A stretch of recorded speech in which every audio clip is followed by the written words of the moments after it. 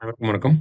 நம்ம டெய்லியும் prelims and mains point of வியூல 5 கொஸ்டின்ஸ் கரண்ட் அஃபேர்ஸ்ல இருந்து பார்க்குறோம். இன்னைக்கு என்ன கொஸ்டின்ஸ் இருக்கு அப்படிங்கிறத பார்ப்போம். ஃபர்ஸ்ட் ஒன் என்ன குடுத்திருக்காங்க அப்படின்னா, "the capital of Pakistan occupied Kashmir is Muzaffarabad" அப்படின்னு சொல்லி குடுத்திருக்காங்க. பாகிஸ்தான் ஆக்கிரமிப்பு காஷ்மீரின் தலைநகரம் என்ன அப்படின்னு பார்த்தீங்கன்னா, முசாஃபராபாத் அப்படின்னு சொல்லியிருக்காங்க. முதல் ஸ்டேட்மெண்ட் கரெக்ட் தான்.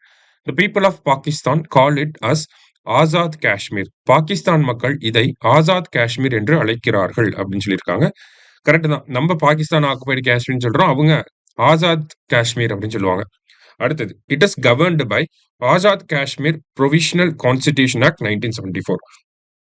இது ஆசாத் காஷ்மீர் தற்காலிக அரசியலமைப்பு சட்டம் 1974 நிர்வகிக்கப்படுகிறது அப்படின்னு சொல்லி கொடுத்திருக்காங்க. மூணாவது ஸ்டேட்மெண்ட்டும் கரெக்ட் தான். ஓகேங்களா? ஸோ ஆல் ஆர் கரெக்ட் அப்படிங்கிறதா கரெக்ட் ஆன்சர். அடுத்தது, consider the following statements. The Subadgal project aims to create a digital repository to document traditional performing arts of Adi Dravidar and tribal communities in Tamil Nadu.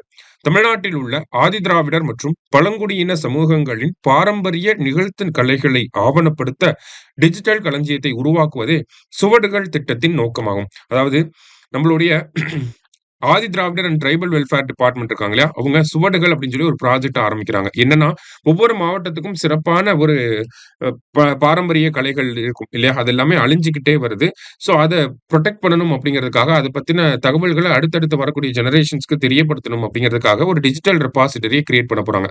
அதாவது அந்த கலைகள் பத்தின audio based documents, video based documents எல்லாத்தையுமே உருவாக்க போறாங்க. அதுதான் இந்த சுவடுகள் project. அந்த சுவடுகள் ப்ராஜெக்ட்டை யார் பண்ண போறாங்கன்னா, ஆதி திராவிடர் மற்றும் பழங்குடியின நலத்துறை தான் வந்து இதை பண்ண போறாங்க. ரெண்டுமே கரெக்ட். போத் கரெக்ட் அப்படிங்கிறது கரெக்ட் ஆன்சர். அடுத்தது, சூஸ் த கரெக்ட் ஸ்டேட்மெண்ட். இது எல்லாமே நம்ம இந்த ஆதி திராவிடர் மற்றும் பழங்குடியின நலத்துறை அவங்க இந்த மாதிரியான கலைகளை தான் வந்து டாக்குமெண்ட் பண்ண போறாங்க. சரியா? உதாரணத்துக்கு 2, 3 இங்க கொடுத்திருக்காங்க. சிங்காரி மேளம் அப்படிங்கிறது திண்டுக்கல் பகுதியை சேர்ந்தது. கரெக்ட் தான். ரத காவடி அப்படிங்கிறது நாகப்பட்டினத்தை சேர்ந்தது. கரெக்ட் தான். அடுத்தது, கணியன் கூத்து அப்படிங்கிறது திருநெல்வேலியை சேர்ந்தது. கரெக்ட் தான். இதே மாதிரி பாத்தீங்கன்னா, நமக்கு சிங்காரி மேளம்னா திண்டுக்கல், ரதக்காவடி அப்படின்னா நாகப்பட்டினம், கணியன் கூத்து அப்படின்னா திருநெல்வேலி, பெரிய மேளம் அப்படிங்கிற ஒரு கலை வடிவம் இருக்கு. பெரிய மேளம் அப்படின்னு சொல்லுவாங்க. அது வந்து திருவண்ணாமலை. பெரும்பறை அப்படின்னு சொல்லி ஒரு கலை வடிவம் இருக்கு. அது வந்து அந்தியூர். மாலை கூத்து, அது மட்டும் இல்லாம பூத கபால ஆட்டம் அப்படிங்கிறது இதெல்லாமே பாத்தீங்கன்னா தருமபுரி மாவட்டத்தை சேர்ந்தது. ஓகேங்களா? மாலை கூத்து, பூத கபால ஆட்டம் அப்படிங்கிறதுலாம் தருமபுரியை சேர்ந்தது. இந்த மாதிரியான கலைகளை தான் டாக்குமெண்ட் பண்ண போறாங்க. இந்த கொஸ்டினை பொறுத்த வரைக்கும் ஆல் ஆர் கரெக்ட். அடுத்தது, இந்த total fertility rate of India is 2.0.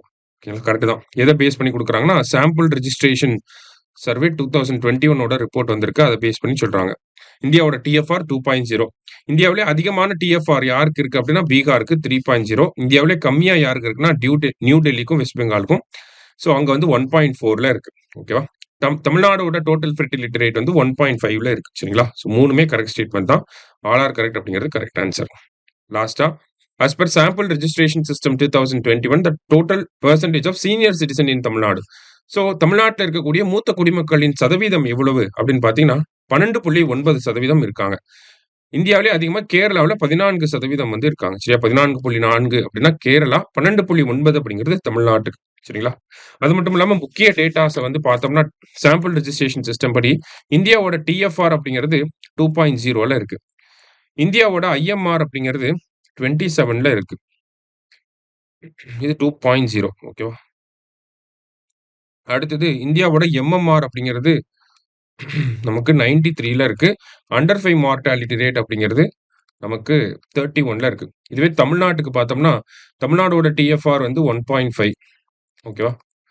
அடுத்து, தமிழ்நாடோட இன்ஃபான்ட் மார்டாலிட்டி ரேட் அப்படிங்கிறது 7.7. அடுத்தது, தமிழ்நாட்டோட எம்எம்ஆர் அப்படிங்கிறது 39.4. அடுத்தது, தமிழ்நாடோட அண்டர் 5 மார்டாலிட்டி ரேட் அப்படிங்கிறது 8.2ல இருக்கு. சரியா? இந்த டேட்டாஸ்லாம் நோட் பண்ணி வச்சுக்கோங்க. நன்றி. சுரேஷ் IAS அகாடமி, வெற்றியின் முகவரி.